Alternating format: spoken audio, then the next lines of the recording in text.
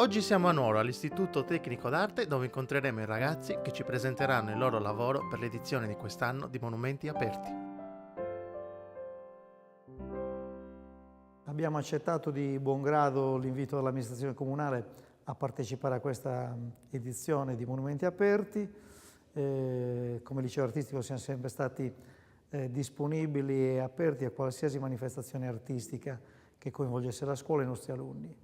Hanno aderito con grande entusiasmo ad affrontare questo ruolo di accompagnatori, ciceroni e guide di un monumento importantissimo per Nuoro, di un grande artista che è Nivola, che noi nella scuola abbiamo ampiamente celebrato con opere e rifacimenti delle sue opere, rivisitazione delle sue opere. Per cui ben volentieri abbiamo aderito, i ragazzi li stiamo preparando sul percorso di Nivola, il suo percorso artistico, e quindi affronteranno con sicuramente qualche timore questa esperienza di ciceroni, però sicuramente porteranno, comunicheranno con la loro freschezza, la loro immediatezza, quello che il messaggio di Nivola voleva dare con l'opera della Piazza Satta. Come vi siete preparate? Qual è stato il percorso di preparazione? Allora, abbiamo fatto una lezione dove la professoressa ci spiegava tutte queste opere che ha fatto e come dovevamo fare, e poi abbiamo fatto anche una simulazione. Ok. Come vi sentite? Pronte, emozionate? Come siete? Tranquilla. Dovrò semplicemente parlare e spiegare le cose, non è un'interrogazione. Cioè. E finora cosa vi ha lasciato come formazione personale, come nuova esperienza?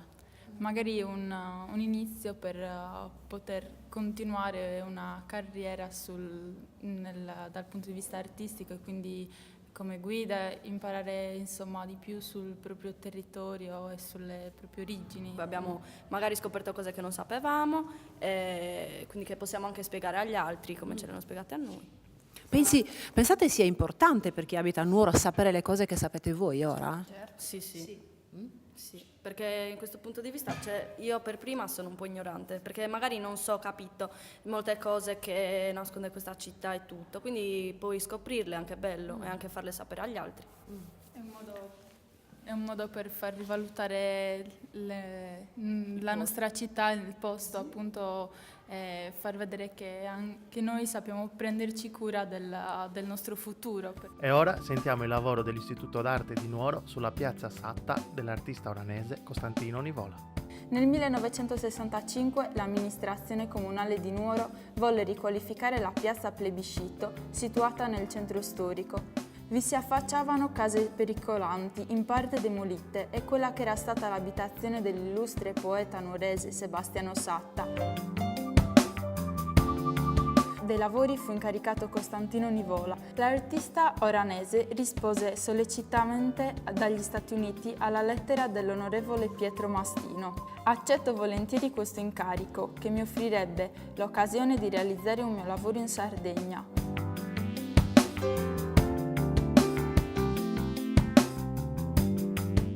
La piazza, di forma irregolare, fu pavimentata e arredata facendo ricorso al granito proveniente dalla Gallura e dal Monte Ortobene.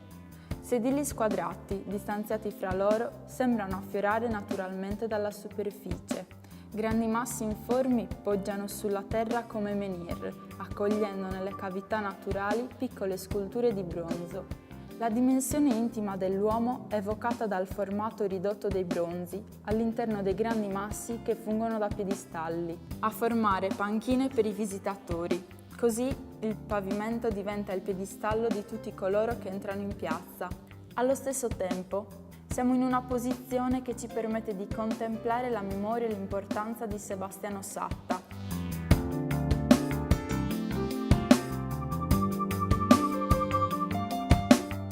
Le rocce custodiscono le piccole sculture bronze in un modo così protettivo da farci domandare, come ancora Licht suggerisce, dov'è l'eroe che la piazza intende celebrare? La dimensione di un oggetto spesso è inversamente proporzionale al suo significato. La piazza Sebastiano Satta, completata nel 1967, invita oggi il cittadino a vivere quel luogo, a conoscerlo, a celebrarlo, a parteciparlo, sentendosi parte della comunità che lo accoglie.